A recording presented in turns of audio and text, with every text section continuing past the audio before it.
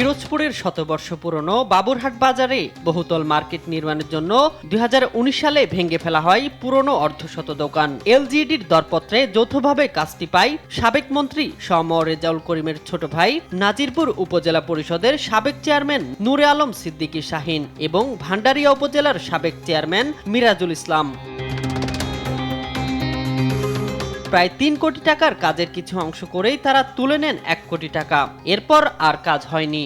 আমরা যতটুকু জানি ওই সময় দেখেছি আমাদের এখানে যিনি মন্ত্রী মহোদয় ছিলেন তার ছোট ভাই নূরে আলম সিদ্দিকী শাহীন, তার তত্ত্বাবধানেই কাজগুলো হয়েছে এবং তিনি এইটার ঠিকাদার ছিলেন। কিন্তু পরবর্তীতে কি অদৃশ্য কারণে আমরা জানি না, এখানে সেই মালামালগুলো সরিয়ে নেওয়া হয়। সাবেক মন্ত্রী মহোদয়ের ভাই শাহীনকে এই কাজের জন্য আসে এবং তাদের সাথে আমরা কথাবার্তা বলার পরে তারা কোনো ভালো জবাব না দিয়ে একটা সময় তারা এখান থেকে মালামাল নিয়েও চলে যায় এবং আমরা বাধা প্রদান করলে তারা আমাদের সাথে সৌজন্যমূলক কোনো আচরণ করে নাই। দুঃখের বিষয়, আজকে 5 থেকে 60টি বছর এই বাজারের আপনার এই ভবনটি ফেলানো আছে, আমরা সঠিকভাবে ব্যবসা বাণিজ্য করতে পারছি না। এলজিইডি বারবার চিঠি দিলেও কাজ করেনি তারা। এ কাজ নিয়ে তদন্ত চলছে বলছে উপজেলা প্রশাসন। দুর্নীতির বেশ কিছু অভিযোগ রয়েছে এবং এই অভিযোগগুলো তদন্তাধীন রয়েছে।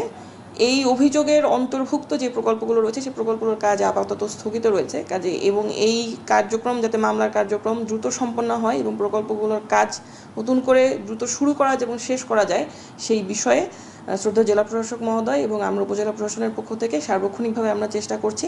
মার্কেটটি দ্রুত নির্মাণ করে ব্যবসা বাণিজ্যে গতি আনার দাবি এখানকার ব্যবসায়ীদের।